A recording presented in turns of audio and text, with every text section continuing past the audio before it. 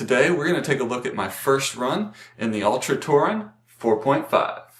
How's it going, runners? My name is Justin Thompson and I help the average runner achieve their own personal elite status. If that's something you guys are into, then go ahead, hit that subscribe button and click the bell so that you guys know when the next video comes out. So this morning I went out for my first ride in this shoe, the Altra Torin 4.5 Plush. Okay, so they made sure to put the plush on the end of that. Now, I bought this shoe with my own money. I'm not being told what to say about it or anything like that. I did buy it from Lloyd Clark Sports, which is a local store here in Gainesville, and I really love the customer service there at Lloyd Clark. They're not telling me what to say about the shoe or anything like that, but I definitely highly recommend that you guys go and check them out online. They're a great local running store that just lives for customer service. So I'm going to leave a link down in the description below so that you guys can go and check out their online store. So the Altra Torin 4.5 is a neutral daily trainer. It's got the classic ultra wide toe box and zero drop. They say that it's more than an ounce lighter than its predecessor, the Altra Torin 4.0. I didn't get to run in those shoes, so I'm not sure whether that's true or not. But I can tell you right now, this is a very nice, lightweight daily trainer to get out there and run with. Now, they also say that it has a more luxurious feel than its predecessor as well. Again, I can't speak to that. What I do know is that when I put this shoe on the first time, I definitely felt the plush in their name. So when I put this shoe on and started walking around, the first thing I felt was just the nice squishiness inside of the shoe that just made it feel really comfy and cozy. Let's go with that. Now, did that feeling last? Well, on my first run, I would say that plush feeling probably lasted for about 1.5 miles or so, which is fine because once that kind of wore off, for me, I still felt like it was a really, really comfortable, cushioned ride beyond that first 1.5 miles.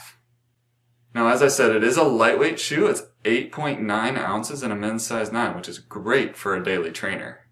And the stack height on this shoe is 21 millimeters in the forefoot and 21 millimeters in the rear foot, making it, of course, a zero drop. Now, as I said, they use this Quantic midsole here that is, once you get past that plush feeling, which does last for 1 mile or 2, I still feel like it's a really comfortable, really cushioned ride. Did it feel responsive to me? I think it did a little bit. I wouldn't say it was overly responsive, not something like a Hyperburst in a Skechers shoe, but it was certainly more responsive than a lesser responsive shoe. Now, it has this engineered mesh upper here, which of course is very open in the forefoot because of the wide toe box, so I'm not expecting to be locked down in the forefoot when I wear a pair of Ultras. That's not something that I'm looking for. I'm looking for something that will allow my feet and toes to splay, and of course this allows it to do that. Now, when I look at the upper here, I definitely felt locked down through the midfoot, didn't feel any slipping around or anything when I was in it. When I first put the shoe on, I did feel like my heel was wanting to slip out just a little bit, but I think that was just new material and my sock just wanted to kind of slide around on this new material. Once I got about 1 mile into it, that slipping feeling basically went away. So I didn't have any problems with that. I felt locked down. I felt secure. This engineered mesh upper, I have my doubts about the ability to keep my feet cool. So I ran 3.5 miles in this morning, and then walked another about 1 mile or so. And I would say that at that point, my feet were starting to get a little warm, and it was in the 70s this morning, and the humidity was like 93%. So I wouldn't say it was overly hot when I ran this morning, but I definitely felt like there was lacking a bit of a cooling property in the upper of this shoe. Now I would say where this shoe really shined was in its foot pod outsole. So it's got some pretty thick rubber on it, but it's also got some pretty deep grooves. So the added rubber is obviously going to help with durability, but the deep grooves will also help reduce the weight. And so I think that's how they're getting down to that 8.9 ounces in a men's size 9.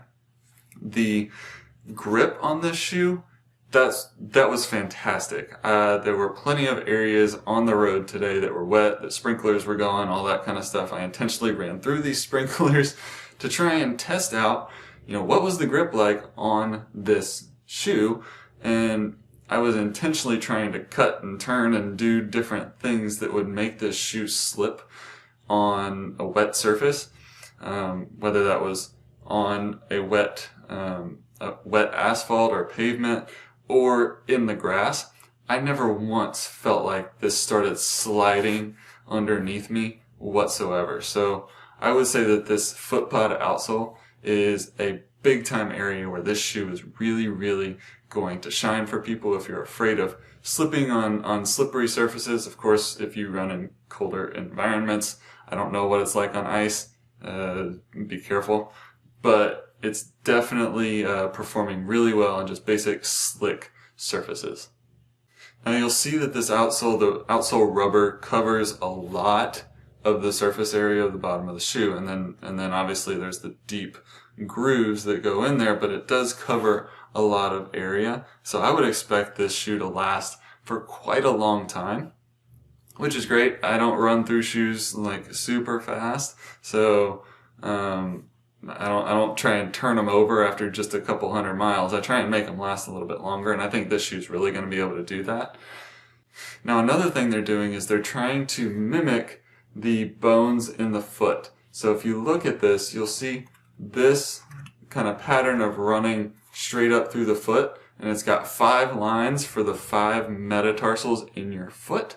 So it's basically trying to mimic where those bones are in the foot, and allows for a little bit of mobility and twisting and turning. It's not overly flexible, but it certainly has a little bit of movement to it to allow your foot to move naturally. Now I'm really excited about this shoe because I've run in Ultras before. You guys have probably seen my review of the Ultra Paradigm 4.5. The problem with the Ultra Paradigm is that that's a stability shoe. And I was really excited to get into an Ultra that was a neutral shoe, that didn't have any extra arch support or stability components on the inside of the foot, because I have a little bit more of a neutral foot. Sometimes my foot will fall a little bit flat, but it's not a flat foot by any means, so I always prefer more of a neutral shoe. And I was really excited to try this shoe because of the natural foot shape. I like that. Being a physical therapist, it allows my foot to move freely the way that it was designed to move. And also with the fact that it's a neutral shoe, it allows the ankle to move the way that it was designed to move as well. So in my first run, I would say the biggest pro for this shoe would be the outsole.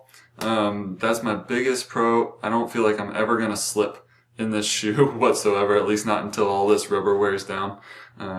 But that's my biggest pro for the first run of this shoe. Now I'd say the biggest con for me would be that I just didn't feel like there was a lot of breathability. So when I start to run maybe 6, 7, 8 miles in this shoe, is my foot going to get overheated? We'll have to see. Obviously I don't run a lot in the heat of the day, so that's not a big problem. I usually run in the mornings.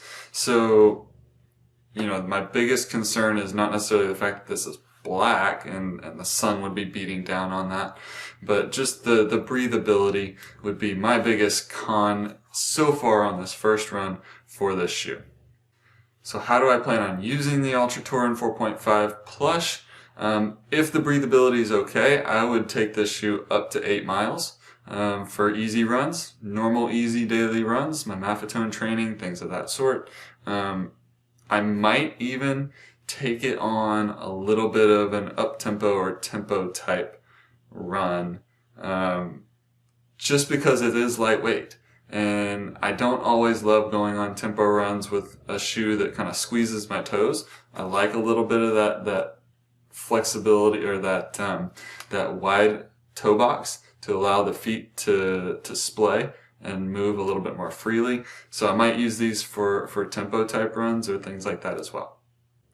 Now I'm going to leave a link in the description below to this shoe, both on Amazon and to Lloyd Clark Sports. I would love it if you guys could help support a local running shoe store. I get no kickbacks or anything like that from that purchase.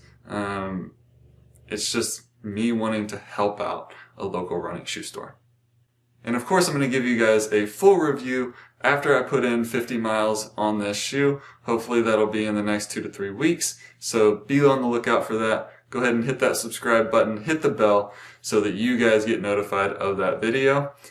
Hope that you guys enjoyed this. Leave me a comment down below and I will see you guys next time.